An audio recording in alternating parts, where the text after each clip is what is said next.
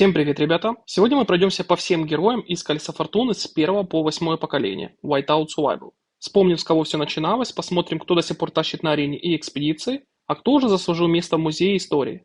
Но это еще не все. Прямо сейчас в моем телеграм-канале стартовал розыгрыш 5 сертификатов по 499 ледяных звезд. Участвовать просто. Подписывайся на мой YouTube канал, заходи в мой телеграм-канал и нажимай кнопку «Участвовать». Не упусти свой шанс забрать свои звезды и прокачать героев, о которых сегодня и пойдет речь. Ну что, вы готовы? Чай, надеюсь, уже заварили, так что мы начинаем. Несмотря на то, что у меня уже есть видеообзоры про поколение героев, я вам напоминаю, что я подробно рассказывал о героях с 1 по 7 поколение. Видео вы можете посмотреть у меня на канале. В любом случае, подписчики моего телеграм-канала все равно периодически спрашивают, какого героя стоит брать в рамках определенного поколения. Именно поэтому я решил запустить для вас новый формат видео, который будет разделен на 3 части. Как вы знаете, в каждом поколении героев у нас есть 3 персонажа. Осколки первого вы получаете из Колеса Фортуны. Осколки второго вы получаете из событий Король Ледяного Поля и из стадии подготовки СВС. И третьего осколки вы получаете из Зала Героев, который стартует по воскресеньям. Когда возникает вопрос, кого же брать в новом поколении, вам необходимо определиться, для каких целей вы выбираете героя. Кто-то берет персонажа для арены и лабиринта, кто-то берет для ПВП, а кто-то для медведя. Сегодня я постараюсь вам помочь с выбором героев в рамках первых 8 поколений. Хочу подчеркнуть, все, что я скажу, это мое личное мнение. Оно может отличаться от вашего, и это абсолютно нормально. Наша любимая игра предлагает множество вариантов и стратегий, в том числе и при выборе героев. В этом видео я поделюсь своим взглядом и, возможно, помогу кому-то из вас определиться, какого героя выбирать в разрезе определенного поколения. Формат видео будет разделен на 3 части, и выход следующих роликов будет зависеть только от вашей активности. Сегодня мы рассмотрим персонажей из Колеса Фортуны. Я дам вам советы по каждому поколению с 1 по 8. Если данный ролик наберет 150 лайков, то я пойму, что вам нравится такой формат. И тогда выпущу вторую часть, где мы обсудим персонажей из Зала Героев.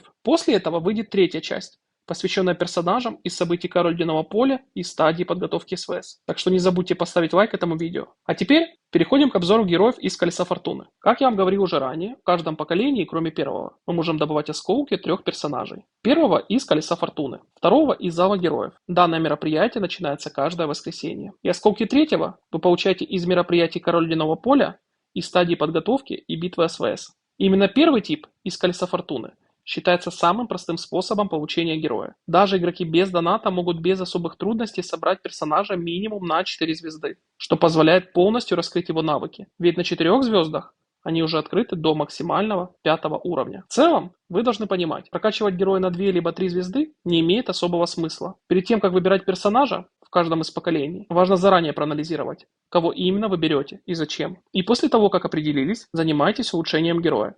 Минимум на 4 звезды. Герои из Колеса Фортуны самые простые в прокачке. И именно о них мы сегодня и поговорим. Мы не будем подробно останавливаться на механике данного мероприятия, потому что у меня уже есть отдельный обучающий ролик на эту тему. Если вы его еще не видели, то ссылка у вас сейчас появилась в правом верхнем углу экрана. Но я хочу вам коротко напомнить. Мероприятие «Колесо Фортуны» проходит раз в 2 недели. В период событий стадии подготовки СВС и Король Ледяного Поля. Начиная со 2 поколения, в среднем проводится 6 таких мероприятий за поколение. По моему мнению, игроки без доната уже со 2 поколения героев могут без проблем получать персонажа на 4 звезды. Причем для этого не обязательно делать все 120 прокрутов в период прохождения мероприятия, достаточно 70. В среднем за данные вращения вы получаете порядка 80-110 фрагментов героя, 65 осколков за фиксированную награду за использование попыток и дополнительно немного осколков за вращение Колеса Фортуны, ведь с определенным процентным шансом можно получить 1 или 5 фрагментов героя. Если же вы донатите в игру, то, конечно же, собрать персонажа из каждого поколения на 5 звезд вам не составит особого труда. Но я хочу поделиться своим опытом. Не все герои нуждаются в максимальной прокачке, и иногда разумнее сэкономить и использовать свои ресурсы, а в нашем случае это алмазы, например, на повышение уровня VIP. Вот, например, у 9 поколения я долго сомневался, стоит ли делать мне копейщика Фреда на 5 звезд, но все же решил прокачивать его до максимума. Однако, так как я уже делал все 5 предыдущих колес в этом мероприятии на максимуме, по 120 прокрутов каждое, то в последнем, 6 колесе, я уже не буду тратить 120 попыток. Это позволит мне сэкономить алмазы, которые мне сейчас крайне необходимы для получения VIP 11 уровня, а осталось мне совсем немного, чуть больше, чем 100 тысяч алмазов. Иногда ребята в моем телеграм-канале спрашивают, есть ли смысл крутить Колесо Фортуны, если герой уже на 5 звезд. Обычно этот вопрос задают ради обмена фрагментов в станции обмена тундры. По моему мнению, нет, не стоит. Алмазы, потраченные на эти фрагменты, не окупаются, ведь обмен на мифрил выходит слишком дорогой. Лучше направьте эти алмазы на улучшение уровня VIP, ведь это, по моему мнению, второе по важности направление для использования алмазов. Что ж, вступление вышло довольно-таки длинным. давайте переходить к практике. И как вы знаете, первый персонаж из Колеса Фортуны в первом поколении – это у нас стрелок Зинман.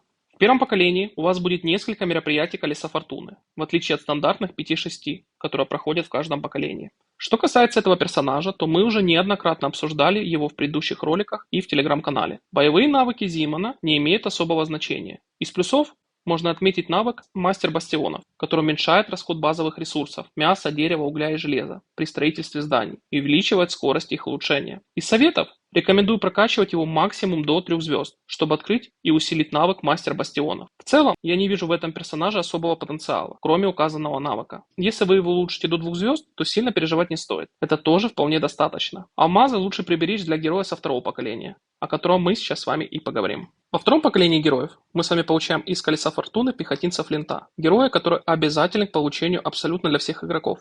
Да, возможно, среди моих подписчиков есть игроки с высоким донатом, и у которых к моменту старта второго поколения уже есть Джеронима на 4 звезды. Но в любом случае, Джеронима в PvP используется как атакующая опция в ралли, а вот Флинта можно применять в защитном варианте. Флинт полезен благодаря своему виджету, который повышает атаку защитного отряда. Помимо этого, Флинт отлично подходит для роли создателя ралли в событии «Ловушка на медведя», где его только в пятом поколении сможет заменить Гектор. Что касается освоения, то мне тоже нравится этот персонаж. В ролике про арену я уже рассказывал о его потенциале. Если вы не видели данное видео, то ссылка у вас сейчас появилась в правом верхнем углу экрана. Я периодически использовал его и во втором ряду на арене, и в освоении, для того, чтобы он смог активировать свой навык «Пламя возмездия». Теперь о прокачке. Я рекомендую смело использовать алмазы на улучшение Флинта минимум до 4 звезд, чтобы открыть его все навыки. Если есть возможность, улучшайте до 5 звезд, чтобы повысить его общие показатели. Но при этом обязательно анализируйте запасы алмазов, ведь уже в третьем поколении вы получаете не менее ценного героя, о котором мы поговорим немного позже. Если вы решились прокачать Флинта до 5 звезд, но вам не хватило буквально 150-200 фрагментов, то не расстраивайтесь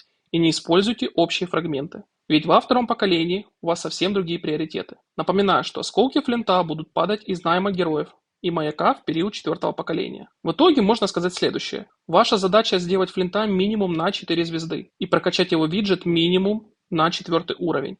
А в идеале сделать ему 5 звезд и улучшить виджет до 6-8 уровня. Но не забывайте, что во втором поколении есть не менее важный персонаж – Алонсо, которого мы обсудим в следующем ролике.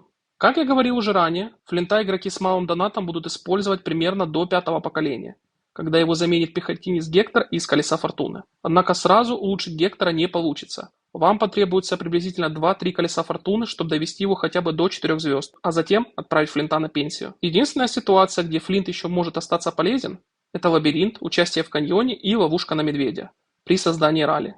Но и это, конечно, индивидуально, ведь у каждого игрока все идет по-своему. В третьем поколении героев из Колеса Фортуны нам падает не менее важный персонаж, чем Флинт. Это копейщик Мия. Я по-прежнему считаю ее лучшим героем для ловушки на медведя. Сейчас, на основе тестов, которые проводятся на этой неделе, не исключено, что если вы создаете ралли с Мией, то можно добавить одну Мию вам во вступление в ралли на ловушку.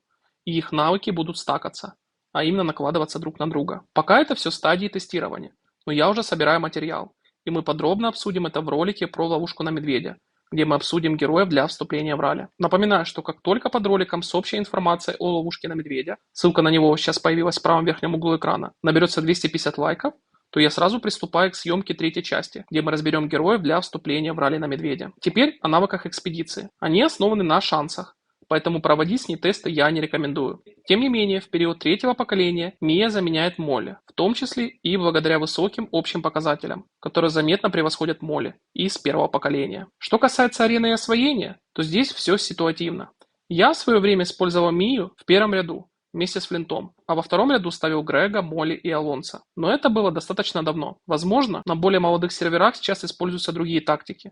Если это так, напишите об этом в комментариях. По итогу, я считаю, что Мию необходимо прокачивать до 5 звезд и 10 уровня виджета. Напоминаю, что ее виджет повышает атаку войск в сборе до 15% и увеличивает лимиты всех колеблющихся навыков в освоении. Если по каким-то причинам вы не улучшили ее виджет в период третьего поколения, вы не забывайте про зал героев, который открывается по воскресеньям. Там можно покупать фрагменты для улучшения. Лично я сделал Мии виджет 10 уровня только в 7 поколении, так что заняться ее прокачкой никогда не поздно. Что касается ее актуальности в PvP, то она может снижаться уже в 4 поколении, когда на замену Мии может прийти Райна из зала героев. Либо же в дальнейшем рассмотреть вариант с копейщиком Норой.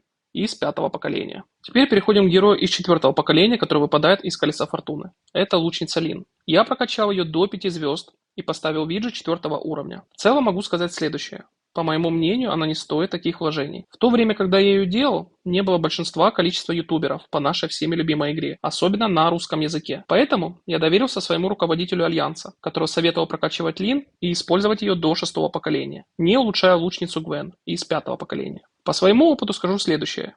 Я жалею, что я не сделал Гвен из 5-го поколения, а выбрал Лин. Касательно советов могу сказать следующее. Улучшайте Лин до 4 звезд, ставьте ей виджет 2-го либо 4-го уровня, и используйте ее до 5-го поколения. А затем в 5-м поколении выбирайте Гвен из зала героев. Так вы немного сэкономите алмазы, которые пригодятся для повышения уровня VIP. Вариант номер 2. Вы пропускаете Лин из Колеса Фортуны и продолжаете играть с условным Алонсо либо Грегом, если, конечно же, у вас есть Грег. А потом берете Гвен из 5-го поколения. Этот вариант позволяет сэкономить алмазы для получения Гектора и повышения уровня VIP. Можно сказать, что это более брутальный путь. В целом могу вам сказать, что в каждом поколении стоит брать по 1-2 героя, так как они понадобятся для прохождения этапов в лабиринте, освоения и участия в каньоне. По моему опыту, 5 и 8 поколение героев самые удачные в игре. Я бы посоветовал брать всех 3 героев из этих поколений. Но для этого требуется немалое количество алмазов и общих фрагментов. Поэтому в период 4-го поколения, особенно игрокам без доната, стоит подумать об экономии ресурсов и подготовке к 5-му поколению. Касательно виджета, то у Лин он работает в защитном варианте, повышая смертоносность войск, и в освоении Лин повышает атаку. Касательно навыков данного персонажа, то в освоении Лин увеличивает атаку ваших войск до 7% и снижает скорость атаки врагов и эффективность их исцеления. И именно ради этих эффектов, по моему мнению, ее и стоит брать. Иногда ее бафы позволяли мне проходить несколько сложных этапов в освоении. Главное, чтобы она успела активировать навыки. Для этого я советую ее улучшить до 4 звезд, чтобы раскрыть потенциал навыков на максимум. Ее одиночная атака в освоении похожа на атаку Бахити. Она наносит урон одной цели. Однако, по моему мнению, на арене более эффективны персонажи с массовыми атаками, а у Лин такого навыка нет. Но в любом случае, 1-й и 3-й навык считаю у Лин полезны, который позволяет пройти несколько этапов освоения. Касательно экспедиции, то 1-й навык у Лин шансовый, поэтому в некоторых альянсах ее ставят для участия в ловушке на медведя, а в других, наоборот, исключают. Лично я против, когда мне кидают такого героя в ралли на медведя. Да, ее можно использовать для создания ралли в PvP, и вы можете ее использовать для создания ралли на медвежьей ловушке. Но если я бы вернулся на этот этап игры, то скорее бы всего играл бы с Алонсо, который уступает Лин лишь по общим показателям. Максимум, что бы я сделал, это Лин на 4 звезды и виджет 2-го уровня. Ребята, еще раз подчеркну, это мое личное мнение. Возможно, сейчас мета немного изменилась, и Лин играет по-другому. Если вы думаете иначе, напишите об этом в комментариях, и мы с радостью это обсудим. По итогу могу сказать следующее. Я бы сделал Лин максимум до 4 звезд и копил бы ресурсы на Гвен из 5-го поколения, чтобы прокачать ее на максимум. Но в любом случае выбор всегда остается за вами. Теперь переходим к 5-му поколению героев, где наконец-то появляется долгожданная замена для игроков без доната. Мы можем поменять нашего старичка Флинта на Гектора. Этого персонажа я настоятельно рекомендую брать всем игрокам, не в зависимости от доната. Гектором я пользуюсь до сих пор на ловушке медведя, как создатель ралли, так как у меня нет Джеронима либо Натальи. В PvP аспектах я активно использовал Гектора до 8-го поколения, и затем его заменил на пехотинца Гато из Колеса Фортуны. В освоении Гектор прекрасно себя проявляет на первой линии, отлично выполняя роль танка. Кроме того, его виджет усиливает 1-й навык освоения – Вихрь мечей. За освоение я однозначно ставлю плюс этому персонажу. Что касается экспедиции, его виджет работает в защитном варианте, при этом увеличивает атаку войск. В PvP вариации я бы, конечно, предпочел Джеронима в атакующем варианте в этом поколении, но в качестве альтернативы вполне можно использовать Гектора. Его навыки повышают урон лучников на ловушке на медведя, что делает его еще более универсальным. В целом мне очень нравится этот пехотинец, и я не менял его вплоть до 8-го поколения. Касательно рекомендаций, то я бы советовал прокачивать до 5 звезд, а виджет постарайтесь сделать на максимум. А если такой возможности нет, то хотя бы до 6-го уровня и выше. Если у вас дефицит виджетов, то можно поступить в 4-м поколении так же, как я сейчас поступаю в 9-м. На этой неделе у меня проходит мероприятие «Морозное сокровище». Единственное, что я купил в этом мероприятии, это пакет с двойной наградой, а также ежедневный набор за $1, который беру каждый день. При этом алмазы Энигмы я коплю, чтобы использовать их уже в 10-м поколении. А вы по такому же формату можете сделать в 5-м поколении. Использовав данную тактику, мне удастся получить больше виджетов, так как мне их необходимо немало в период 10-го поколения, а в вашем случае в 5-м поколении. У меня очень большие планы на героев из 10-го поколения, но я вам показал пример, и думаю, сейчас вы поняли, о чем я пытался вам объяснить. Теперь мы с вами переходим к шестому поколению героев, где у нас появляется копейщица Рене. Касательно освоения, я отношусь к этому персонажу довольно-таки скептически. Как танк, она не особо себя проявляет. И как герой, наносящий урон, тоже. Ее можно использовать в период шестого поколения, но уже в восьмом поколении она заменяется Соней. А вот в экспедиции все становится гораздо интереснее. Рене является незаменимым героем, начиная с седьмого поколения для вступления в гарнизоны, где используется соотношение 60% пехоты и 40% копейщиков. Такое распределение нужно не только для повышения выживаемости пехоты, но и для увеличения урона копейщиков. Причем сделать это важно максимально эффективно, используя всего одного или двух героев при вступлении. И вот здесь Рене просто незаменима, ведь ее первый навык повышает урон копейщиков. Касательно рекомендаций по улучшению, то я бы советовал Рене обязательно улучшать на 4 звезды. Если у вас нет проблем с алмазами, то 5 звезд будут предпочтительнее, но не являются обязательной функцией. Из плюсов я могу сказать, что Рене всегда будет использоваться на вступление в PvP гарнизоны, начиная с седьмого поколения, а также для вступления в PvP рейды, соотношение войск 55-45-0, которые будут актуальны в седьмом и восьмом поколениях. И конечно же, Рене вам пригодится в лабиринте по понедельникам и воскресеньям. В лабиринте я использую соотношение 55-45-0, и с этим распределением Рене справляется очень достойно. Также именно с этого поколения можно начинать тестировать соло-атаки с тем же соотношением 55-45-0. Но есть два условия. Первое – это то, что вы выбрали пехотинца Шуминга из шестого поколения и улучшили его на 4 звезды. А второе – это то, что у вас есть Грег из третьего поколения на 4 звезды. Когда мы будем обсуждать героев из мероприятий Король Ледяного Поля и стадии подготовки СВС, то мы обсудим функционал Грега более детально. Могу сказать заранее. Делайте его на 4 звезды, и вы не пожалеете. Он вам поможет в лабиринте. И именно сейчас мне он помогает в лабиринте на сегодняшний день. Теперь давайте перейдем к герою седьмого поколения из Колеса Фортуны. Это Брэдли. Что я могу сказать об этом персонаже? Считаю его одним из лучших героев в игре. Брэдли прекрасно себя показывает в освоении. При прокачке до 4 звезд вы сможете с легкостью пройти порядка 10-20 этапов. Все 3 его навыка в освоении атакующие, что делает его невероятно эффективным бойцом. Его виджет усиливает атаку конвоя и героя, и по моему опыту на данный момент на арене нет героя сильнее, чем Брэдли. Что касается экспедиции, то там ситуация аналогичная. Все навыки его атакующие, поэтому Брэдли отлично проявляет себя и в PvP вариациях. Вы можете смело использовать его на ловушке медведя, вплоть до 10-го поколения, а когда его заменит новый герой, он будет продолжать вас радовать при соединении на мишке. По итогу могу сказать следующее. Я настоятельно рекомендую прокачивать Брэдли до 5 звезд и делать ему виджет минимум 8 уровня. Вы точно не пожалеете своих вложений. Лично я его считаю лучшим героем из Колеса Фортуны на данный момент в игре. И у нас с вами остается 8-е поколение, где мы получаем Гато из Колеса Фортуны. Это отличная замена Гектору для игроков без доната. Но важно отметить, Гектора мы все равно будем продолжать использовать в ловушке на медведя для создания ралли, если, конечно же, у вас отсутствует Джеронима либо Наталья. Что касается Гато, он в целом чем-то напоминает Гектора. Также прекрасно себя проявляет в роли танка в освоении. Если вы не брали пехотинцев из 6-го и 7-го поколения, то можете спокойно ставить Гато вместе с Гектором в первый ряд. Его виджет работает по такому же принципу, помогает как можно эффективнее удерживать первую линию в боях освоения. В экспедиции ситуация следующая. Первый и второй навыки повышают защиту пехоты, а третий навык снижает атаку противников до 25%. Лично я планирую использовать Гато до 10-го поколения, где затем его заменю на Грегори. А пехотинца Магнуса из 9-го поколения я сделаю максимум на 4 звезды, сугубо для тестов. Довольно длинный у нас с вами получился ролик, но за мои труды попрошу вас поставить лайк, ведь на сбор информации я потратил более 2 дней. По моему мнению, всех героев из Колеса Фортуны стоит брать и улучшать хотя бы до 4 звезд, так как это минимум для того, чтобы проходить очередные этапы в освоении или лабиринте. Да и в целом, у игроков без доната не так много альтернатив для набора героев, поэтому Колесо Фортуны – обязательная опция в каждом поколении. Я надеюсь, сегодняшняя информация была для вас полезной. Напоминаю, что все сказанное – это мое личное мнение, но мне будет очень интересно услышать ваше мнение в комментариях. Возможно, я что-то упустил, и вы сможете поделиться своими советами, особенно по ранним поколениям, ведь я играл в них более года назад. И напоследок напоминаю, как только этот ролик наберет 150 лайков, мы сделаем видео в таком же формате, где обсудим персонажей из зала героев или из мероприятия Король Ледяного Поля и стадии подготовки СВС. Мы также разберем по такому формату героев из первых 8 поколений. А какой именно вид героя вы хотите обсудить в следующем? Пишите об этом в комментариях. Вот такие они, герои из Колеса Фортуны от 1 до 8 поколения. У каждого своя история, сила и роль в битве за выживание. А вы напишите в комментариях, кто из данных героев ваш любимчик. И не забудьте, розыгрыш 5 сертификатов по 499 ледяных звезд уже идет в моем телеграм-канале. Так что переходите по ссылке под видео, подписывайтесь и участвуйте. Спасибо, что были со мной, впереди еще много интересного по Whiteout Survival. А на сегодня все. До встречи в новых видео, всем спасибо за просмотр и всем пока-пока.